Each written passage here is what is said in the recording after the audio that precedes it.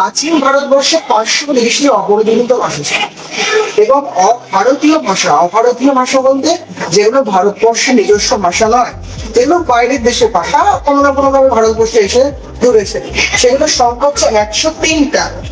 বলছে এই ভাষা বংশগুলোর মধ্যে বেশ কিছু ভাষা বংশ হচ্ছে যেমন ইন্দো ইউরোপীয় ভাষা বংশ, অস্ট্রিক ভাষা বংশ, দ্রাবিড় এবং দক্ষিণা। এর মধ্যে অস্ট্রিক ভাষা বংশটা তোমাদের প্রথম বাক্যে আছে। বলছে এই যে প্রোটো অস্ট্রেলীয় বা প্রথম অস্ট্রেলরা, এদের যে ভাষা তার নাম অস্ট্রিক।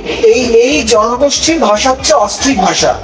এই অস্ট্রিক ভাষা মূলত দুটো পার্টে বিভক্ত, একটা হচ্ছে অস্ট্রোনেশীয় ভাষা আর একটা অস্ট্রো এশিয়াটিক ভাষা।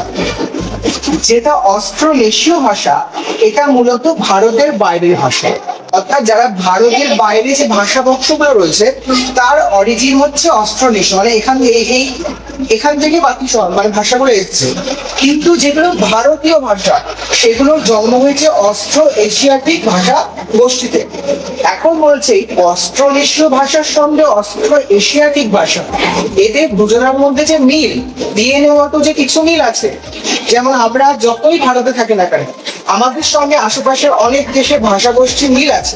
এই যে মিল, এটা ইথার ডাটু সেমিট, ইনি একজন কোনো সাহিত্যিক ছিলেন নামকরা, উনি এটা আবিষ্কার করেছিলেন যে না, অস্ট্রোনেশীয় এবং অস্ট্রো এশিয়াটিক ভাষা গোষ্ঠীর মধ্যে একটা মিল রয়েছে। তার মানে আমরা যারা ভারতীয়, আমাদের ভাষা গোষ্ঠীর ডিএনএ এসছে অস্ট্রো এশিয়াটিক ভাষা গোষ্ঠী থেকে।